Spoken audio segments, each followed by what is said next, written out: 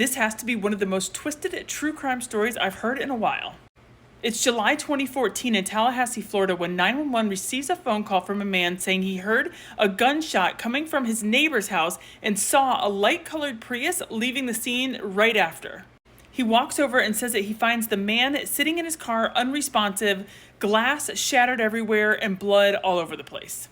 Police and EMT arrive to find Florida State University law professor 41-year-old Dan Markel suffering from 2 gunshot wounds to the head.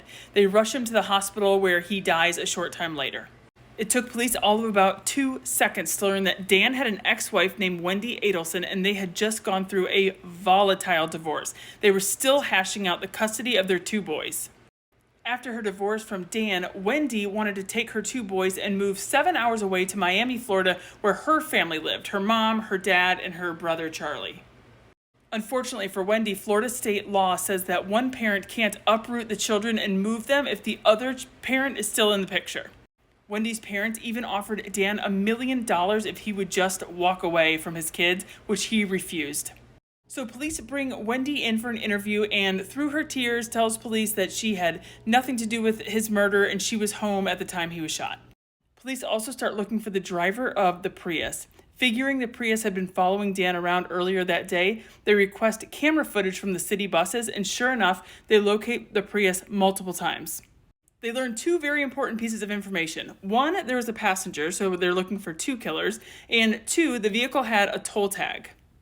Police then start looking through toll lane footage and find a Prius that entered Tallahassee right before the shooting and left Tallahassee right after the shooting. They were pretty sure they had their person.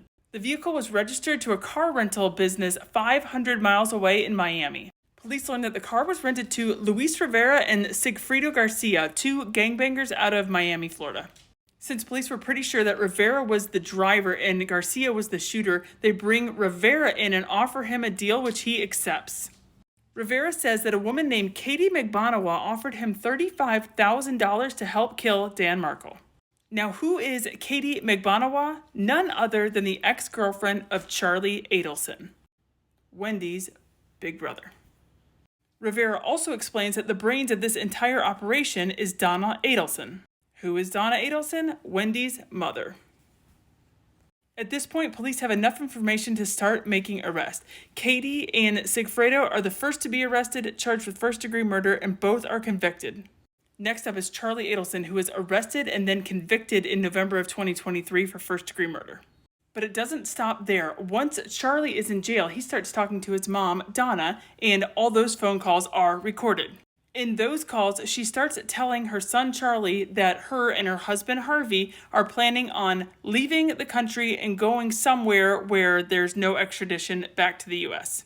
Police now need to move very quickly as they learn that Donna and Harvey have one-way tickets to Vietnam. Police end up arresting 73-year-old Donna Adelson as she is boarding the plane to Vietnam. Donna is currently being held at the Leon County Correctional Center and is expected to go to trial later this year. Wendy Adelson, the ex-wife of Dan Markel, who most people believe is responsible for this entire situation, has never been charged.